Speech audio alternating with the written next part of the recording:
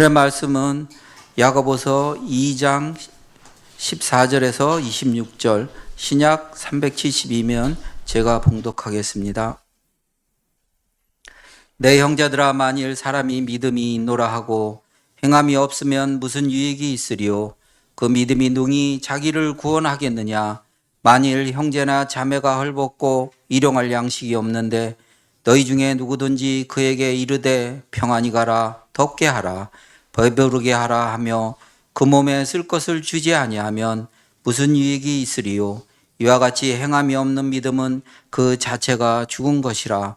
어떤 사람은 말하기를 너는 믿음이 있고 나는 행함이 있으니 행함이 없는 내 믿음을 내게 보이라. 나는 행함으로 내 믿음을 내게 보이리라 하리라.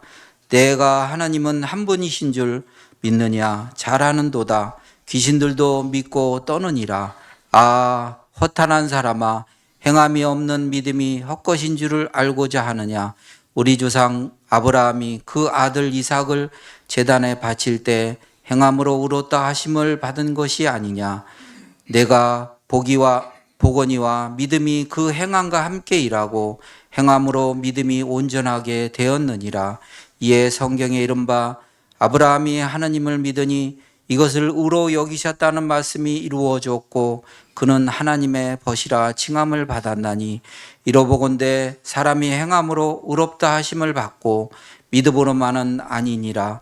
또 이와 같이 기생 라합이 사자들을 접대하여 다른 길로 나가게 할 때 행함으로 의롭다 하심을 받은 것이 아니냐?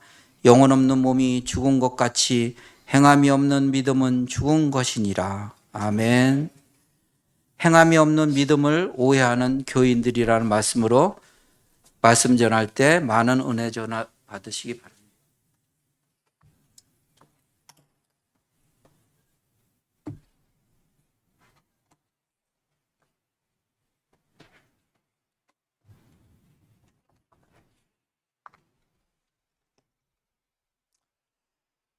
지난주일 설교가 듣기에 좀 어려웠습니까? 괜찮은 분도 있을 것 같고 또 조금은 어렵게 들린 분들도 있는 것 같아서요. 오늘 그 부분에 대해서 지난주 본문을 똑같이 살펴보면서 조금 보충해서 설교를 하려고 합니다.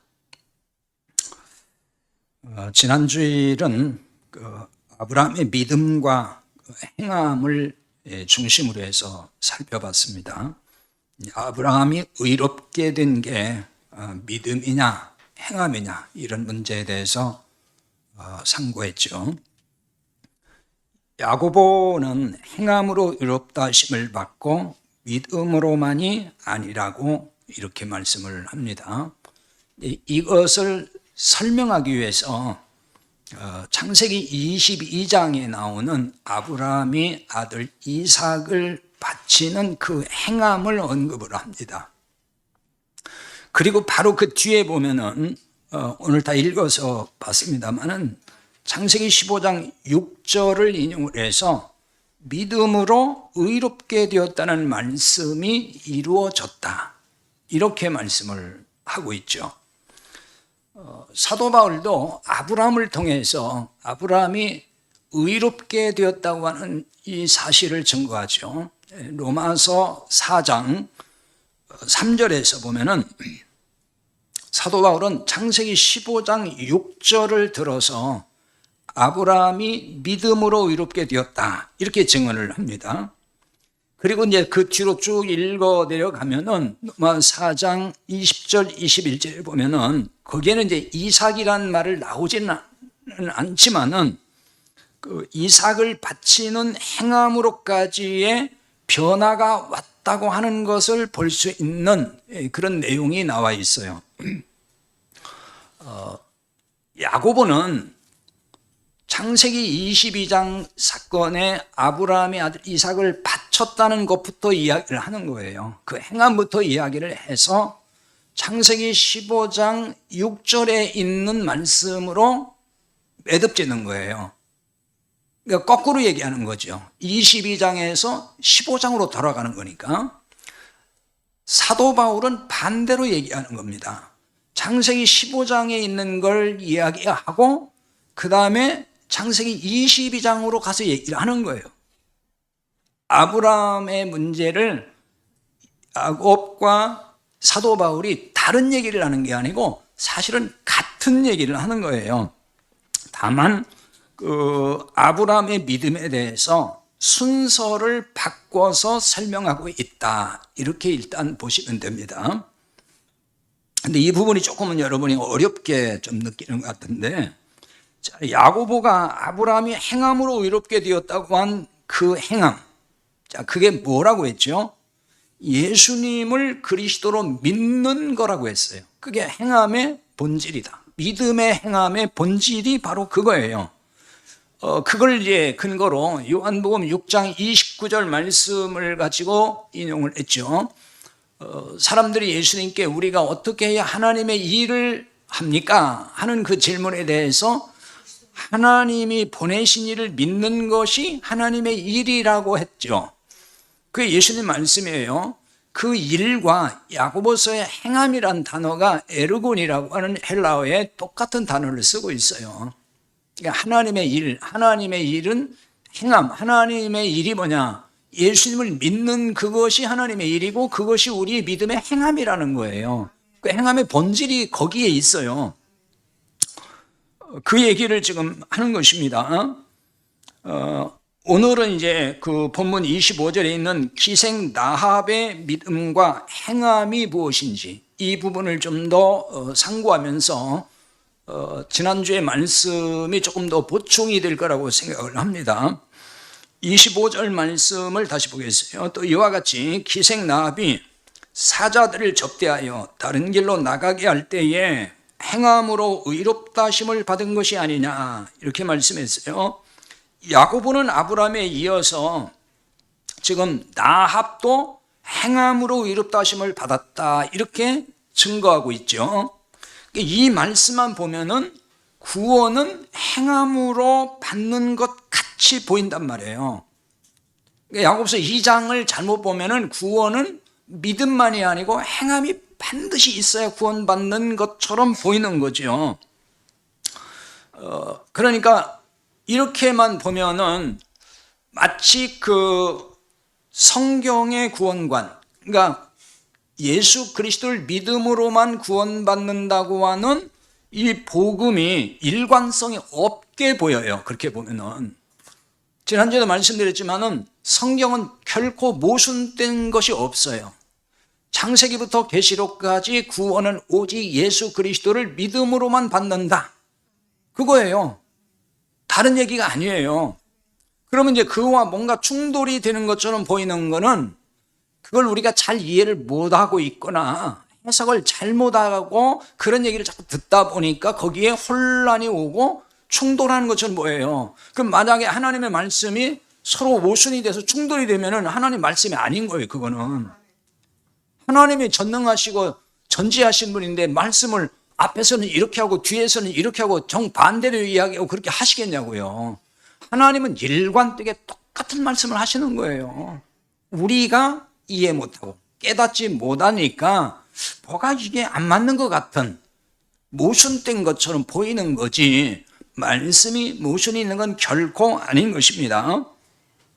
라합의 믿음과 행함을 알려면은 여호수아 2장을 좀 살펴봐야 됩니다. 야고보는 지금 라합의 믿음을 아주 간단하게 정리를 해놨지만은 그것만 가지고는 충분히 이해할 수가 없어요. 그래서 라합의 믿음과 행함이 고스란히 드러나 있는 것이 여호수아 2장이기 때문에 그 부분을 살펴봐야 됩니다. 여호수아가 가나안 정복을 이제 앞에 놓고 두 사람의 정탐꾼을 보냅니다. 가나안 땅에 여리고 성에 이제 정탐꾼을 보냅니다. 가나안과 여리고 성을 탐지시키는 거죠. 싸워야 되니까. 이 정탐꾼들이 여리고 성에 먼저 잠입을 해서 라합이라고 하는 이 기생의 집에서 유숙하게 됩니다. 이 기생이라는 말의 뜻은 매춘한다 혹은 음란히 섬긴다, 우상 섬긴다 뭐 이런 뜻이 있어요. 근데 왜 하필 이 정탐꾼이 이런 집에서 유숙했느냐에 대해서 뭐 그 이견들이 좀 있어요. 해석자에 따라서. 근데 이것이 뭐 이렇게 큰 그 중요한 비중을 차지하는 건 아니라고 보고요. 아마도 이 집이 과거에 우리나라에 이제 주막이라는 게 있었잖아요. 지금은 이제 그런 게 다 없어졌지만은, 그러니까 나그네가 머물다가는 밥도 먹고 잠도 자고 할 수 있는 그 주막집 같은 성격이 아닌가 하는 생각이 들어요. 그래서 그 집에 가서 밥도 먹고 그리고 거기서 이제 잠을 자려고 이제 들어간 거죠. 그런데 그런 곳은 사람들이 좀 이렇게 왕래가 좀 빈번하잖아요. 왔다 갔다 하는 사람들이 있고. 그래서였는지 모르지만은 어떤 사람이, 그 여리고 사람이 그 정탐꾼을 수상하게 봤어요. 아무래도 수상하다. 이스라엘 사람인 걸로 눈치를 챈 거예요. 그래서 바로 여리고 왕에게 신고했다는 거예요. 이 지금 이스라엘 사람 몇 명이 우리 땅을 지금 정탐하러 여기 들은 것 같다. 이렇게 이제 신고를 했어요. 그래서 여리고 왕이 라합의 집으로 수색대원을 급파를 해요. 이 수색대원이 라합의 집으로 들이닥쳐가지고 내 집에 들어온 사람들 끌어내라. 이렇게 얘기를 하거든요. 그러자 이미 라합이 정탐꾼을 숨긴 후였어요. 그거는 그 지붕 위에 있는 3대 나무에 숨겼다 그랬거든요. 뭐 왜 아마라고 하는 게 있잖아요. 뭐 이런 걸로 번역되는 말인데, 하여튼 그런 이게 나무를 잔뜩 쌓아놓은 어떤 공간이 있었던 것 같아요. 그 속에 숨게 해줬어요. 그리고 이제 그 수색대원들한테는 우리 집에 온 사람은 있긴 했지만은 이미 그 사람들은 성문을 닫을 때쯤에서 다 갔습니다. 이렇게 얘기를 했어요. 이렇게 이제 수색대원들을 다 따돌리고 나서 기생라합이 지붕 위에 또 숨어 있는 거기 숨겨놓은 장소로 올라가요. 그래서 그 정탐꾼들에게 가서 이야기를 하는데, 자신이 왜 정탐꾼들을 숨겨줬는지 이유를 얘기합니다. 내가 왜 당신들을 숨겨줬는지 아느냐, 살 수 있게 도와줬는지 아느냐, 그 얘기를 해요. 이제 그 말인즉 이런 거예요. 당신들이 믿는 여호와 하나님이 이 땅을 너희에게 주신 줄을 우리가 안다. 그러니까 이 여리고를 비롯해 가나안 땅을 하나님이 당신들에게 준 것을 우리는 이미 다 안다는 거예요. 그래서 하나님이 이스라엘을 위해서 어떻게 행하셨는지 그 소식을 들어서 다 안다는 얘기를 합니다.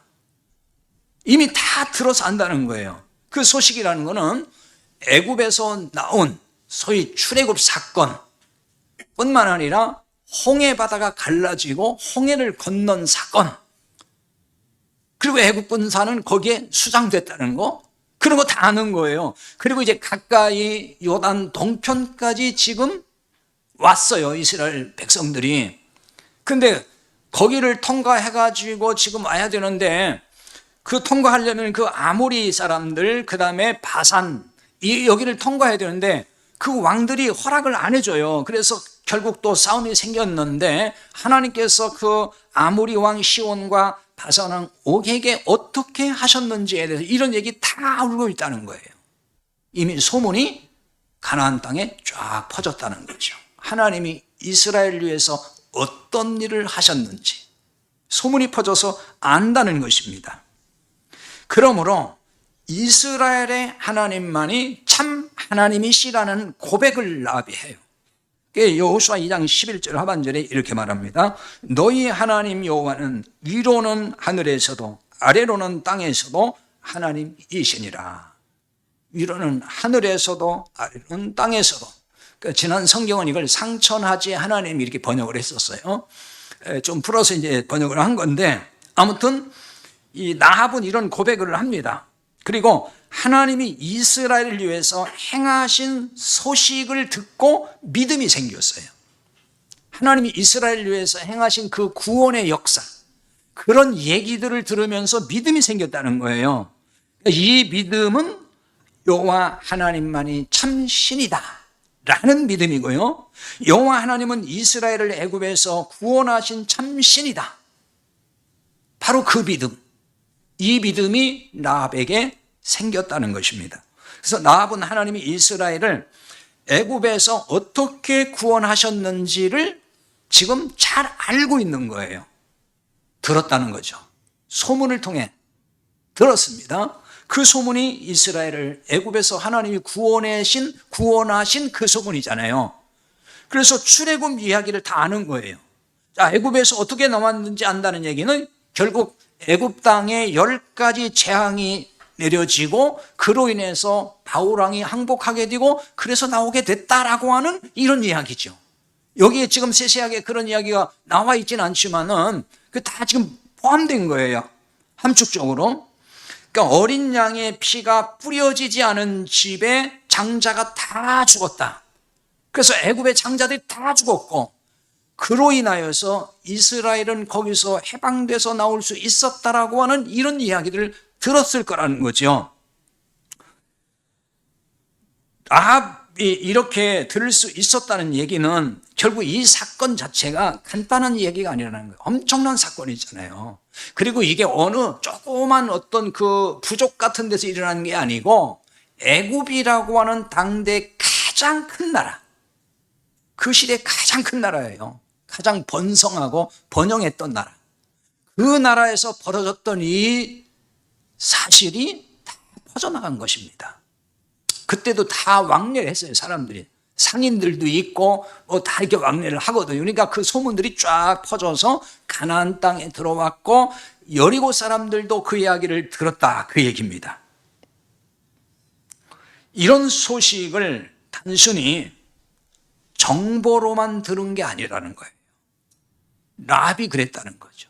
그 이야기를 그냥 무심히 들은 게 아니에요.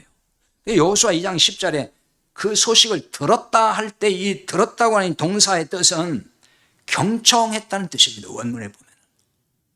혹은 순종한다는 뜻이 있어요. 그러니까 이런 뜻으로 보면은 하나님이 행하신 이런 일들을 보면서 이런 마음으로 들었다는 거죠. 그 이야기를 들으면서 순종하는 마음으로 굉장히 진지하게, 이게 그냥 들어서 넘길 이야기 아니다.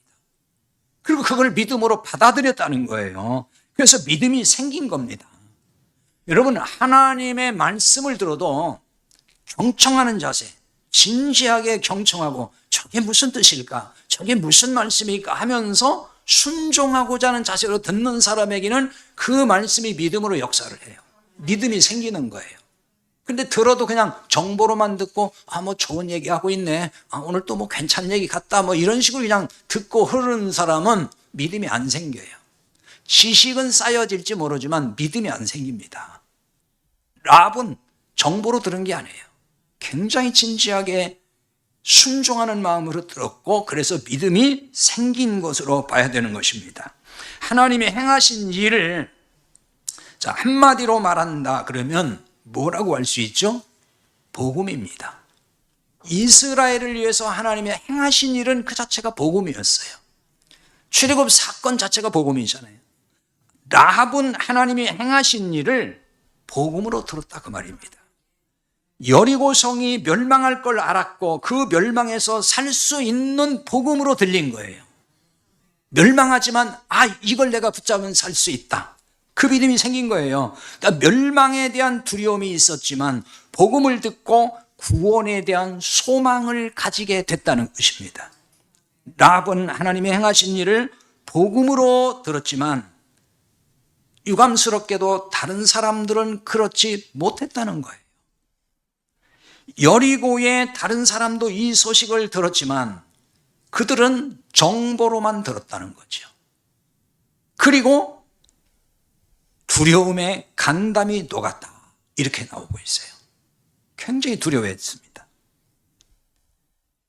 이스라엘이 가나안 땅으로 지금 진격해 온다고 하는 이 이야기 자체를 굉장히 두렵게 들었다는 거죠. 히브리서 11장 31절에 보면은 믿음으로 기생라합은 정탐꾼을 평안히 영접하였으므로 순종하지 아니한 자와 함께 멸망하지 아니하였도다, 이렇게 나와 있습니다. 라합은 하나님의 행하신 일을 복음으로 듣고 믿었지만 다른 사람들은 그걸 복음으로 듣지 못해서 멸망을 했어요. 그 얘기인데 이 복음으로 듣고 믿었기 때문에 라합은 정탐꾼을 어떻게 했다고요? 평안히 영접했다는 거예요. 복음으로 믿었기에 평안했다는 말이 되는 것입니다. 살 수 있는 소망이 생겼잖아요.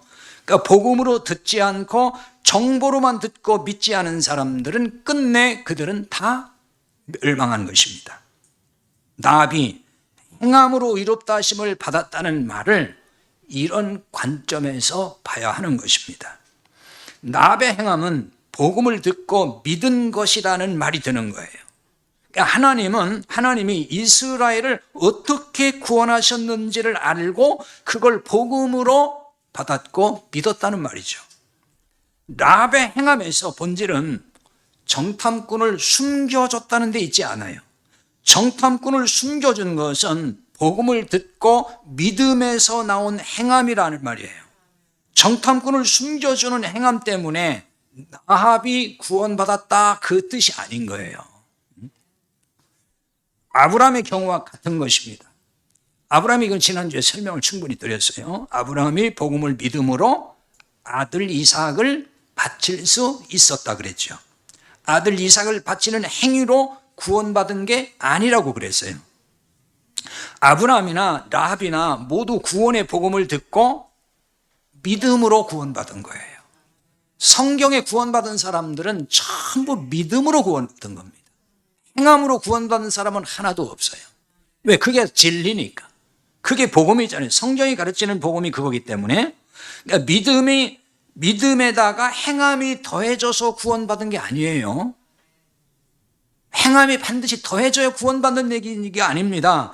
행함이 있기 전에 믿음으로 구원받은 것으로 그렇게 봐야 되는 거예요. 오늘 17절 이와 같이 행함이 없는 믿음은 그 자체가 죽은 것이라고 했습니다. 26절에 영혼 없는 몸이 죽은 것 같이 행함이 없는 믿음은 죽은 것이니라. 자, 이 말씀을 좀 더 살펴보겠습니다. 이 말씀에서 가르치는 행함이 없는 믿음이 어떤 것인지, 뭘 말하는 것인지를 좀 알아야 됩니다. 이거 반대로 말하면은 행함이 없는 믿음이니까 그럼 행함이 있는 믿음은 또 뭘까? 같은 얘기거든요. 그걸 같이 이렇게 여러분들이 서로 연결해서 이해해도 됩니다. 17절에 보면은 이와 같이 행함이 없는 믿음은 그 자체가 죽은 것이라. 이와 같이라고 그랬죠. 그 이와 같이라는 말은 앞에 있는 15절과 16절에 대한 말씀인 거예요. 15절과 16절과 같이 그 말이거든요. 15절 16절 읽어볼게요. 만일 형제나 자매가 헐벗고 일용할 양식이 없는데 너희 중에 누구든지 그에게 이르되 평안히 가라, 덥게 하라, 배부르게 하라 하며 그 몸에 쓸 걸 주지 아니하면 무슨 유익이 있으려? 이렇게 나와 있어요. 헐벗고 먹을 게 없는 사람에게 말로만 한다. 그런 얘기죠. 평안히 가서 몸을 따뜻하게 하고 배부르게 하라고 말만 한다는 거예요. 가난한 사람에게 필요한 것은 주지 않고 말로만 인신 쓴다는 말이 돼요. 지금 이 내용을 이렇게 보면은 이제 이렇게 말만 하고 행하지 아니하면 그건 행함이 없는 믿음이라고 일갈하고 있어요. 그러면 여기서 이제 생각을 좀 해봐야 됩니다. 그럼 반대로 이 가난한 사람에게 옷과 양식을 주면은 그것이 행함이 있는 믿음이라는 것일까? 지금 이 말씀이 그런 얘기를 하는 걸까? 잘 생각을 해봐야 됩니다. 쉽게 말하면은 헐벗은 사람, 입을 옷이 없는 사람에게 옷도 좀 갖다 주고 먹을 게 없는 사람에게 먹을 것도 좀 나눠주고 그렇게 하는 사람을 우리는 흔히 뭐라고 하죠? 착하다 그러잖아요. 착한 일을 하는 사람. 그러니까 그렇게 착한 일을 하면은 행함이 있는 믿음이냐? 그런 얘기를 지금 하는 거냐는 거예요. 이 말씀이 성경이 지금 그런 얘기를 하는 걸까? 그 얘기를 하는 거냐는 거예요. 그럼 이게 맞다면 성경이 지금 그런 얘기를 하고 있다 그러면은 행함이 있는 믿음을 가진 사람이 교회 밖에 많이 있어요, 없어요? 교회 밖에 더 많을지도 몰라요. 교회 안 나온 사람들이 도와주는 일을 더 잘한다고요, 사실. 많이 해요, 그런 일들. 예수님을 믿지 아니해도 이런 일을 하면은 행함이 있는 믿음일까요? 지금 성경이 그런 얘기 하는 거냐는 거예요. 아니면 교회 다니는 사람이 이런 일을 잘하면은 그럼 이게 또 행함이 있는 믿음이라는 걸 가르치는 걸까? 우리가 오늘 말씀, 이런 말씀들을 볼 때에 그냥 수박 커달기식으로 그냥 드러난 것만 가지고 자꾸 이해하니까 성경을 오해하는 거예요. 이 말씀의 흐름 속에서 진리가 뭔가, 지금 뭘 우리에게 보여주는가, 이런 걸 잘 생각해서 성경을 읽어야 된다고 말입니다. 자, 일부는 이런 해석이 가능할 수는 있어요. 예수님을 잘 믿으니까 착하게 사는 거, 그렇게 말하는 건 틀린 건 아니에요. 그러니까 이렇게 해석도 가능하긴 하지만 복음의 시각으로 보면은 문제점이 보이는 거예요. 이 얘기 자체가, 교회는 당연히 가난한 사람에게 옷도 주고 옷도 나눠주고 먹을 것도 주어야 되지요. 뭐 그런 얘기, 그런 일 하지 말고 다른 거 해야 된다, 뭐 그 얘기 지금 하자는 게 아닙니다. 자꾸 그 엉뚱하게 상상해가지고 뭐 그럼 교회에서 그런 일도 하지 말아야 돼, 이렇게 생각하지 마세요. 교회가 가난한 사람을 돌보고 또 그들을 섬기는 거 교회가 당연히 할 일이에요. 이런 일도 필요하지만 15절, 16절의 말씀에서 본질의 문제를 볼 수 있어야 된다, 그 말이에요. 그게 중요한 거예요. 그런 걸 못 보면은 교회가 어떻게 전락된 줄 아세요? 자선단체로 전락이 돼요. 교회가 그냥 봉사단체로 전락이 된다니까요. 오늘날 그런 교회 많다고요. 봉사 엄청 신경 써요. 봉사단체에 보면은 그냥 성경이 그런 얘기하는 게 아니에요. 자, 여기서 그럼 본질에서 보면은 홀벗고 일용할 양식이 없는 자가 누구일까? 그렇죠. 이런 걸 잘 생각을 해봐야 되는 거예요. 성경은 지금 그런 걸 알려주는 거예요. 일단 문자대로 보면은 헐벗고 일용할 양식이 없는 자란 말 그대로 가난한 사람이에요. 가난하잖아요, 그런 사람들이. 구약에서 가난한 자는 누구라고 그랬죠? 땅이 없는 사람입니다. 구약에서 가난한 사람은 항상 땅이 없는 사람을 말하는 거예요. 그게 전제가 돼요. 땅이 없다는 얘기는 가나안 땅을 기업으로 못 받았다, 그 얘기거든요. 그게 주로 나그네 외국인인 거예요. 그 사람들은 가난할 수밖에 없어요. 땅이 없으니까 뭘 할 수가 없잖아요. 그래서 구약에서는 가나안에 유업이 없는 자를 일반적으로 가난하다, 이렇게 얘기하는 거예요. 그럼 가나안의 유업이라는 얘기는 무엇을 모형으로 보여주는 거죠? 하늘의 유업을 모형으로 보여주는 거예요. 그걸 설명해 주는 거예요. 그러니까 신학적으로 보면은 하늘의 유업이 없는 사람, 그 사람을 가난하다고 하는 거예요. 다른 말로 뭐라고 하죠? 구원 못 받은 사람이에요. 구원받지 못한 사람이 그게 하늘의 유업이 없는 사람이니까 가난하다고 하는 거예요. 가난한 사람인 거예요.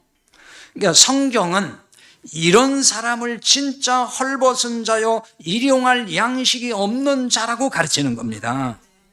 근데 이런 사람을 야고보서 이제 앞장에 1장의 27절에 보면은 거기에는 이제 고아와 과부라고 나옵니다. 그래서 이 고아와 과부는 성경에서 가난한 사람의 대명사입니다. 그래서 항상 가난한 자를 말할 때는 고아와 과부가 등장을 합니다. 왜냐하면 고아와 과부도 보통 땅이 없어요. 그리고 가진 게 진짜 없어요. 그리고 뭘 할 수 있는 여건이 안 돼요, 그 시대는. 그래서 가난한 사람이고, 그래서 돌봄의 대상이에요, 항상. 고아와 과부는 구원받지 못한 사람에 대한 상징적 용어예요. 그런 말로도 쓰는 겁니다. 그래서 고아라는 말은 그냥 문자 그대로 우리말 뜻도 그렇고 원문의 뜻도 부모가 없는 사람이에요. 근데 원문에 이것은 이제 아버지가 없다는 뜻이 있어요. 그리고 잃어버렸다. 다 잃어버렸어요. 이게 여기서 나오는 고아라는 말이거든요. 그러니까 하나님 아버지를 잃어버렸다는 거예요. 그래서 아버지가 없어, 그에게. 그게 고아, 소위 영적인 고아입니다. 그러니까 이 사람도 구원받은 거예요, 못 받은 거예요? 구원받지 못한 사람에 대한 지칭이 바로 고아입니다. 그 다음에 과부가 나오죠. 과부는 뭐 아는 대로 남편 없이 살아가는 여자를 과부라고 그래요. 뭐 원래 뜻이 다 그런 겁니다. 원문에서도. 그럼 이 사람은 누구냐? 남편이신 그리스도 없이 사는 사람을 말하는 거예요. 그게 성경이 말하는 과부예요. 그러니까 그 사람도 구원 받은 사람이 못 받은 사람이에요? 구원 못 받은 사람이에요. 예수님과 혼인이 안 돼 있으니까, 연합이 안 돼 있으니까 그게 과부인 거예요. 고아와 과부 같은 교인에게 반드시 필요한 것이 뭘까요? 그렇죠, 복음이에요. 그 복음인 거예요. 죄로 인해 벌거벗은 수치를 가리게 하는 의의 옷, 그리스도의 옷, 그 옷을 주라는 얘기는 그 옷을 주라는 거예요. 의의 옷이, 그게 복음이잖아요. 그걸 입혀줘야 되는 거예요. 그 다음에 배고픈 자 일용할 양식, 생명의 떡이에요. 생명의 떡, 복음, 예수 그리스도, 그게 일용할 양식이에요. 그것을 주라는 거예요. 하지만 교회가 평안히 가라, 덥게 하라, 배부르게 하라, 이렇게 말만 한다는 거예요. 이 말이 이제 무슨 얘기냐면은 세상에서 듣기 좋은 말은 다 한다는 거예요. 여러분, 이게 오늘 현대교회의 모습 아닙니까? 오늘날 현대교회 가보십시오. 소위 말해서 성장하는 교회라고 하는 교회 가보십시오. 듣기 좋은 말 얼마나 많이 합니까? 참 듣기 좋은 말을 많이 들어요. 가보면 정말 교양에도 도움이 되고, 매너에도 도움이 되고, 뭐 상식에도 도움이 되고, 지식에도 도움이 되고, 참 도움이 되는 많은 얘기 풀어놓는다고요. 푸짐해요, 진짜. 그런 교회 가가지고 다 왜 가지고 사람들이 거기는 말씀이 좋아 그러잖아요. 안 그럽니까? 그래서 사람들이 막 몰려가는 거예요. 그런데 여러분 잘 살펴보세요. 생명의 복음이 있는가? 생명의 복음은 없어요. 그냥 정말 듣기 좋은 얘기는 많이 해요. 그런 얘기만 한다는 거예요, 지금. 이런 교인에게 진짜 필요한 것은 생명을 얻게 하는 복음이잖아요. 근데 그 복음은 없어요. 그런데 자, 여기서 또 잘 살필 게 뭐냐면요, 평안히 가라, 덥게 하라, 배부르게 하라. 이게 지금 명령법이에요. 우리말 번역도 그대로 명령형으로 되어 있잖아요. 원문에도 이게 명령형으로 되어 있습니다. 이 명령형이 뭡니까? 이게 뭘 의미하는 걸까요? 평안히 가라, 덥게 하라, 배부르게 하라. 이 말은 내가 노력해서, 내가 열심히 해서 평안을 한번 가져보고, 내가 열심히 해서 옷도 사입고, 내가 열심히 해서 일용할 양식도 먹고, 그 얘기인 거예요, 지금. 그 얘기를 하는 거예요. 이걸 다른 말로 뭐라고 하느냐 하면은 율법의 행함이라고 하는 거예요. 이런 걸 율법의 행함이라고 하는 겁니다. 그러니까 이런 얘기예요. 좋은 말 많이 한다고 했잖아요. 그게 좋은 말이 이런 거예요, 바로. 여러분, 이렇게 사십시오. 이렇게 한번 살아보십시오. 그러면 여러분이 평안할 겁니다. 이렇게 해보십시오. 그러면 여러분들이 복도 받고 이렇게 잘 될 것이고, 뭣도 잘 되고, 뭣도 잘 되고, 좋을 겁니다. 뭐 이런 얘기 다 이렇게 한번 해보라는 거예요. 이렇게도 해보고, 저렇게도 해보고, 그러면은 가정도 행복해지고, 부관계도 행복해지고, 사업장도 잘 될 거고, 다 그런 얘기 하는 거예요. 그게 다 듣기 좋잖아요. 근데 다 해보래. 다 해서 네가 한번 해보라는 거예요. 네가 그렇게 만들어 가라는 거예요. 그게 율법적 설교라는 거예요. 자, 평안함, 그 다음에 의의 옷, 생명의 떡, 이거 우리가 노력해서 얻는 거예요? 하나님 은혜로 주시는 거예요? 하나님은 은혜로 주시는 거잖아요. 이건 우리가 노력해서 얻는 게 아니에요. 내가 노력해서 평안해질 수 있다 그러면 얼마나 좋겠어요. 여러분, 나 평안해지. 근데 평안해져요? 불안만 더해지지. 은혜로 주셔야 돼요. 그걸 받아야 되는 거예요. 그럴 때 진짜 평안이 오는 것이고, 의의 옷도 내가 깨끗해야지. 근데 깨끗해지냐고요. 내가 만족해야지. 생명의 떡으로 만족해야지. 노력한다고 되냐고요. 다 은혜로 주셔야만 되는 거예요. 이런 것들은 결코 우리가 행함이란 노력의 결과로 얻는 게 아닌데, 많은 교회가 이런 오류에 빠졌단 말입니다. 우리 한국교회는 어느 종교보다도 구제와 봉사를 참 많이 합니다. 실제 통계상으로 들어가 보면 그래요. 겉으로는 뭐 카톨릭이 더 많이 한다고 자꾸 소문나 있는데 카톨릭보다 더 많이 합니다, 사실은. 복지기관도 기독교 단체가 더 많아요. 훨씬 많이 합니다. 훨씬 예산도 많이 들어가고. 그런데 이상하게 카톨릭이 더 많이 하는 걸로 비춰져 있어요. 교회는 안 하는 걸로 많이 이렇게 돼 있는데 사실은 그렇지 않아요. 전체적으로 보면은. 뭐 교회마다 좀 차이는 분명히 있지만은 어떤 교회들 보세요. 그 교회에 나오는 가난한 교회인 뿐만 아니라 교회 밖에 가난한 사람들에게도 얼마나 많이 구제도 하고 봉사하고 이런 교회 얼마나 많습니까? 그런 교회 많이 있어요. 교회가 이런 일 당연히 해야 맞아요. 이런 얘기를 지금 하는 거는 그런 거 뭐 시시하니까 하지 말고 그 별거 아니야. 복음만 전해. 뭐 그 얘기 하는 건 아닙니다. 지금 오해하지 마세요. 그런 일 해야 되죠. 교회가 해야 돼요. 문제는 이렇게 좋은 일은 하면서 진짜 필요한 것을 주지 않는 데 있다 그 말이에요. 그게 바로 뭐냐? 의의 옷과 생명의 떡이라는 말입니다. 이 복음을 제대로 주지 않는다는 거예요. 그러니까 구제와 봉사를 잘하는 교회 중에는요, 율법주의적 교회, 기복적인 교회 굉장히 많습니다. 일일이 제가 뭐 얘기하지는 않겠습니다. 어떤 교회 정말 봉사 잘하는 교회 있어요. 그냥 재난 현장에 급파해가지고 막 교인들이 딱 부장해가지고 쫓아가고 엄청나게 잘합니다. 사실은 굉장히 잘해요. 저는 정말 대단한 교회라고 생각을 해요. 얼마나 훌륭합니까? 우리도 그렇게 하면 얼마나 좋겠습니까?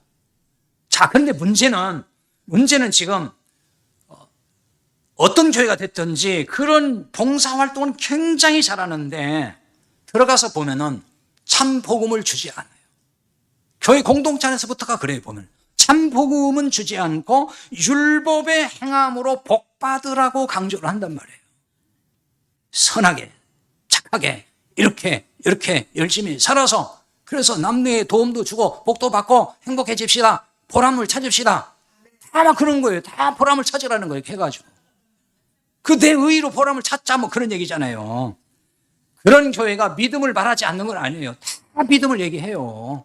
그러니까 이런 얘기를 하면 다 믿음을 얘기하고 하나님의 은혜 얘기하고 그러는데 그게 왜 율법주의고 왜 기복주의입니까? 또 그게 따지는 사람이 있어요. 분명히. 초대교회 율법주의는 뭐 믿음 얘기 안 했고 예수 믿지 말라고 했나? 예수 믿지 말고 뭐 그런 얘기 했나요? 다 은혜 얘기했고 믿음 얘기했고 예수님 잘 믿자고 한 거예요. 그 잘 믿자고 하는 게 바로 율법의 행함을 갖다 붙이는 거예요. 그걸 알아야 되는 거예요. 근데 그게 진짜 잘 믿는다고 생각을 하기 때문에 문제라 그 말입니다. 믿음을 말하지 않는 게 아니라 믿음을 말하는데 그렇게 하니까 더 문제가 되는 거예요. 왜? 사람들이 속잖아요. 그런 건 속는 거예요. 봐, 그 교회 다 믿음 말하고 하나님 은혜 말하고 그런데 왜 율법주의입니까? 막 이렇게 따지거든요. 여러분도 아마 속에서 막 불나는 사람이 있을 거예요. 저는 우리 교회 담임 목사님 깔빼다 율법주의냐 그런다고.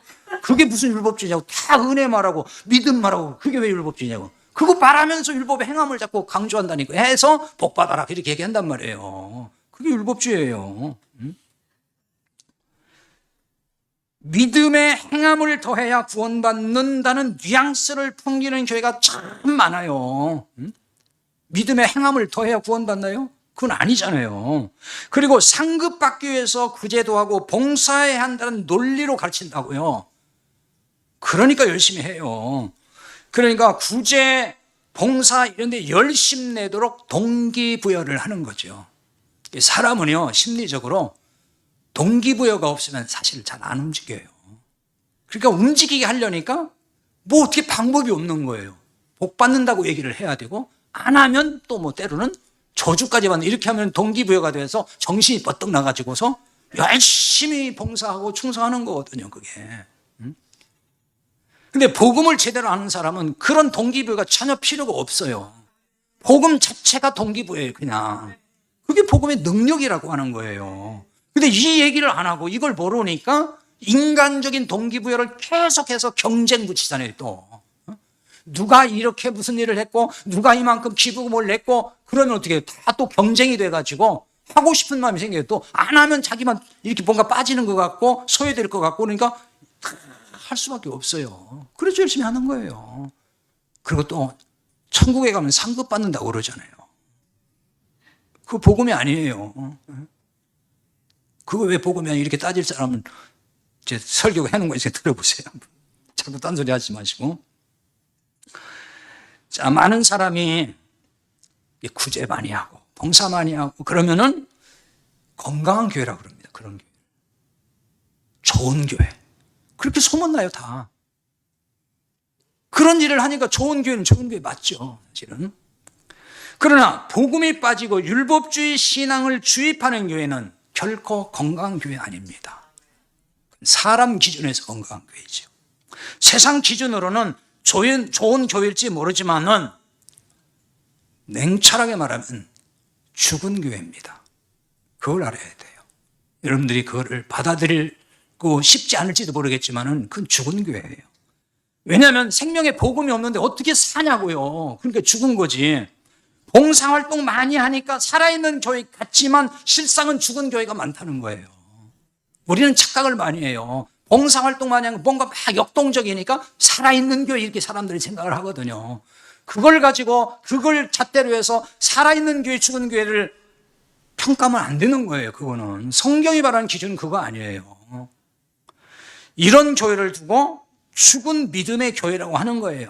행함이 없는 믿음은 그 자체가 죽었다는 게 이런 걸 두고 하는 말이에요. 17절에 그 자체가 죽었다 그랬잖아요. 그 자체. 원문에서 이 말은 원래부터 그런 뜻이에요. 원래부터. 죽은 것이란 이 죽었다 이 말이 원래 살았는데 중간에 죽었다 그 말이 아니고요.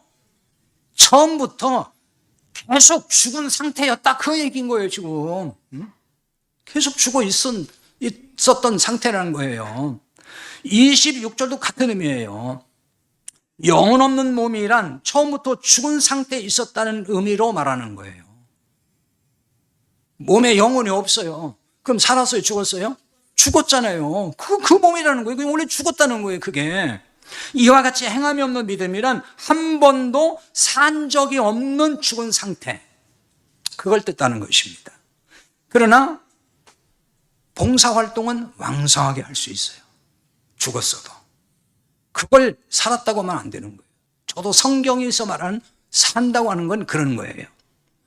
따라서 행함이 없는 믿음이 죽었다는 말은 주님의 생명이 없다 그 뜻이에요. 쉽게 말하면 그거예요.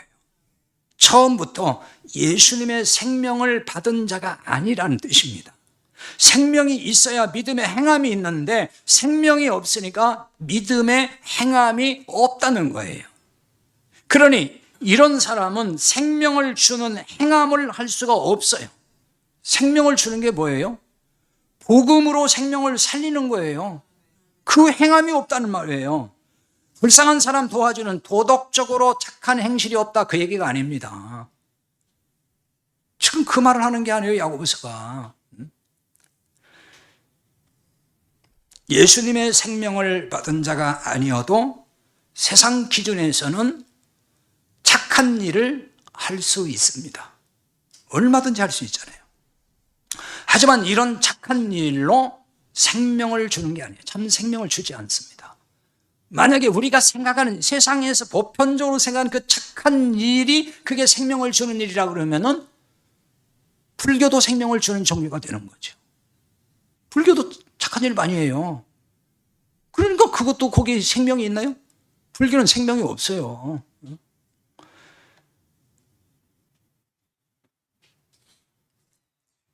예수님의 생명을 받은 자는 관심이 예수님의 생명에 있기 마련입니다. 예수님의 생명에 대한 안에 있어요. 그러면 예수님의 생명에 대한 관심을 갖는 건 그냥 자연스러운 거예요. 그 특별한 게 아니에요. 그래서 이런 사람은 생명이 없는 자에게 참 생명을 얻게 하는 행함이 따른다는 겁니다. 그러니까 이 문제를 기생 나합의 경우를 통해서 살펴봐야 됩니다. 자, 여호수아 2장 12절 13절에 보면은 나합이 이제 정탐꾼들에게 올라가서 숨어 있는 그 정탐꾼에게 찾아가서 요청을 하는 게 나옵니다. 여리고성이 앞으로 이제 멸망할 때가 분명 올 텐데 그 멸망할 때 자기 집 아버지 집에 은혜를 베풀어 달라는 거예요. 선대해 달라는 표현을 했거든요. 그게 호의, 은혜를 베풀어 달라는 말이에요. 그게 원래 뜻이 그런 뜻이에요. 따라서 부모와 형제들 그들에게 속한 모든 사람을 살려달라고 요청을 해요. 자기 형제들. 아버지, 형제들, 가족들, 그에 속한 사람들 다 살려달라는 거예요. 이를 위해서 말로만 하지 말고 확실한 표를 달라고 합니다. 우리말 성경에 지금 표라고 되어 있는데 어떤 성경은 정표, 또 어떤 성경은 징표 뭐 이렇게 번역을 해놨어요. 같은 얘기입니다. 여호수아 2장 12절에 그 표라고 번역을 했는데요.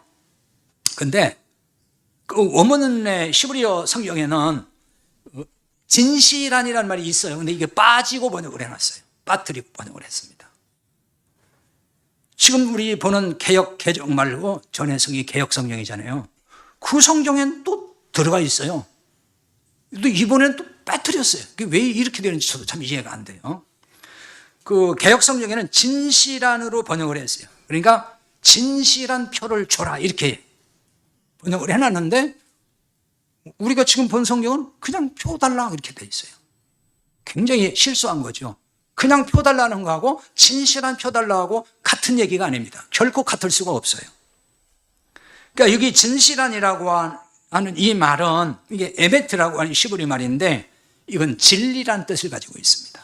그래서 불변, 변하지 않는 거. 그게 진리잖아요. 그런 뜻이에요. 그리고 표, 정표라고 하는 이 표는 오트라고 하는 시브리 말인데 이게 표적이라는 뜻입니다. 그 표적의 의미는 언제 한번 설명한 것 같은데요.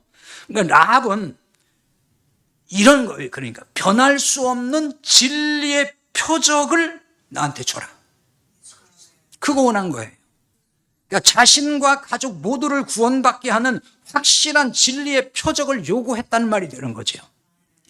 그러자 정탐꾼들이 제시한 진리의 표적이 뭘까요? 집의 창문에 붉은 줄을 매달아라. 그거였습니다. 집의 창문에 붉은 줄을 매달아라. 이 줄은 정탐꾼들을 그 창문에서 이제 매달아서 이제 떠나게 만들잖아요. 안전하게. 그때 그 줄은 밧줄이거든요. 밧줄. 정탐꾼들이 거기를 떠날 때 창문에다 밧줄 매달아가지고 달아내서 도망치게 했어요. 그 밧줄은 시브리 말로 헤벨이라고 합니다.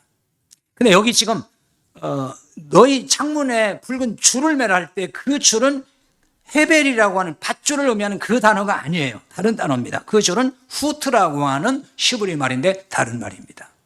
이 단어는 끈이라고도 번역을 하는데 이것은 원래가 그 꿰매다라는 말에서 왔어요. 아마도 그 가는 그 실로 이렇게 이제 그 색실로 꿰매가지고 뭔가 이렇게 사인을 주는 표시하는 소위 표적이 되는 그런 상징물이 아닌가 싶어요. 그러니까 우리가 생각하는 대로 뭐 대롱대롱 어떤 그 빨간 줄이 달려가지고 왔다 갔다 바람에 막 흔들리고 그런 게 아니고 그것이 아닌 뭔가 어떤 사인을 주는 그런 거라고 볼 수가 있습니다. 그런데 그 원문의 시브리어 성경에 보면은 여기서도 또 하나가 빠진 게 있어요.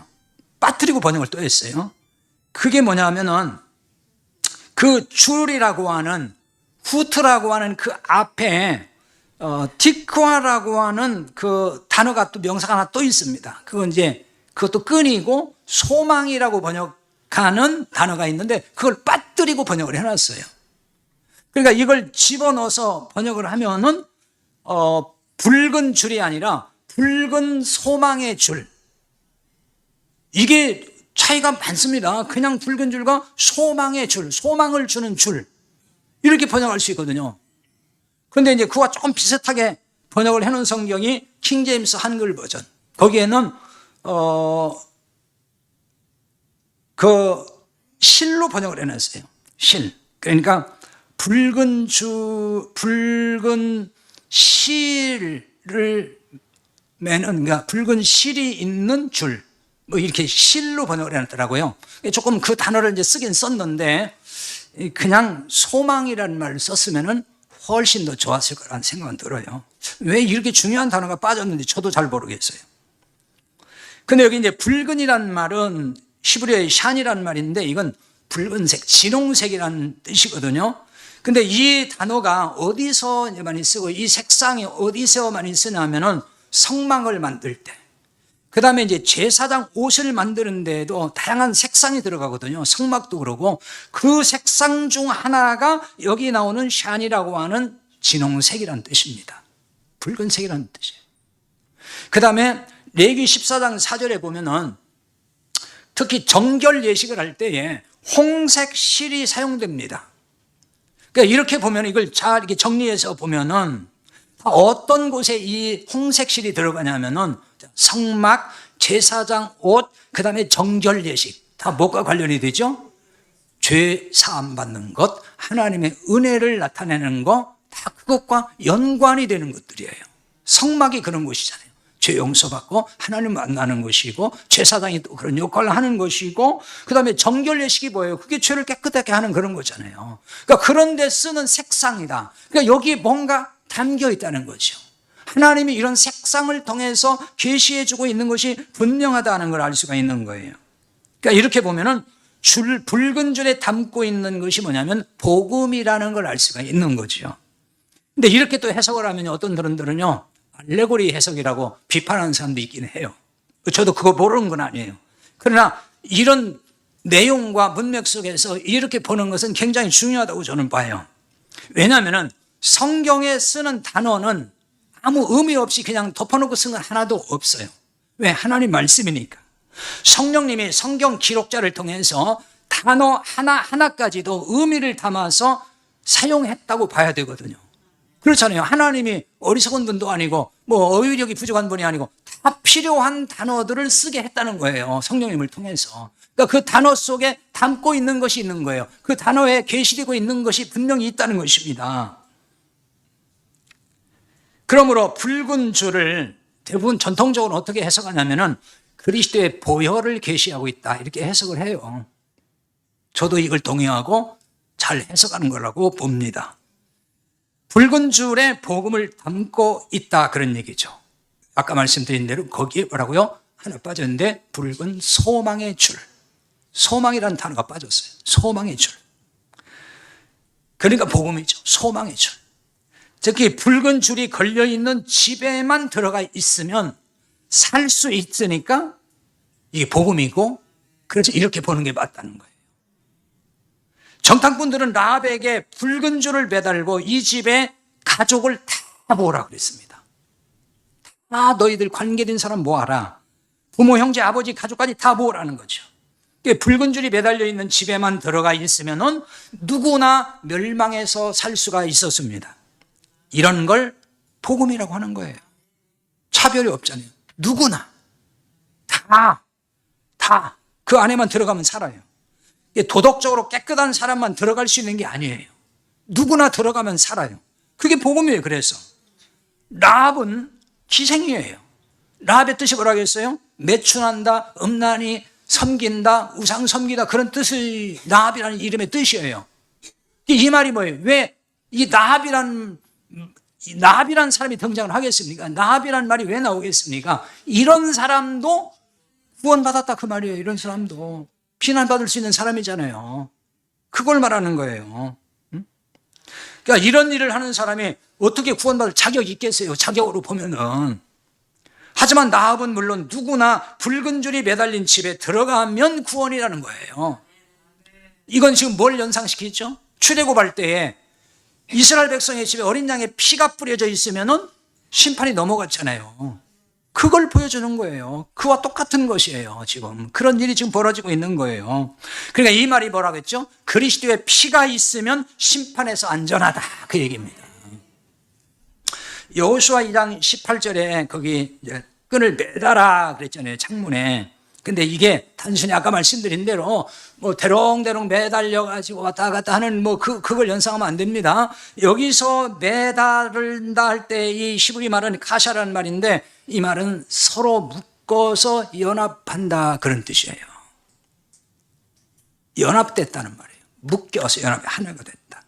그러니까 붉은 줄을 단순히 매다른 게 아니라 붉은 줄과 연합한 상태, 그걸 말합니다. 굉장히 중요한 의미를 담고 있는 거죠. 구원이 뭡니까? 예수 그리스도와 연합한 거예요. 그게 구원입니다. 그리스도의 연합한 자를 계시해 주는 말씀이라고 볼 수가 있어요. 이렇게 해서 라합과 그 가족이 모두 여리고성이 멸망할 때 구원받았습니다. 그러니까 라합이 행함으로 의롭다함을 받았다는 말씀을 이런 배경에서 이해해야 합니다. 라합은 가족을 구하기 전에 먼저 복음을 받은 사람이라고 앞서서 설명했죠. 라합의 행함은 정탐꾼을 숨겨주었다고 하는 그것이 본질이 아니에요. 이런 행함의 배경에는 라합이 믿은 복음이 있었단 말이에요. 이 믿음으로 정탐꾼을 도와서 하나님의 일을 한 것이 그게 본질이에요. 그게 행함이에요. 하나님의 일을 했어요. 사람을 살렸잖아요. 라합의 행함은 복음을 보는 자들을 구원받게 하는 그 행함이란 말입니다. 그래서 가족을 구원받게 했어요. 복음을 전하여 누군가를 구원받게 하는 것이 진정한 믿음의 행함이라고 말씀하는 것입니다. 이런 믿음의 행함으로 여러분의 가족과 이웃이 모두 구원받을 수 있기를 바랍니다. 같이 기도하겠습니다. 오늘 말씀부터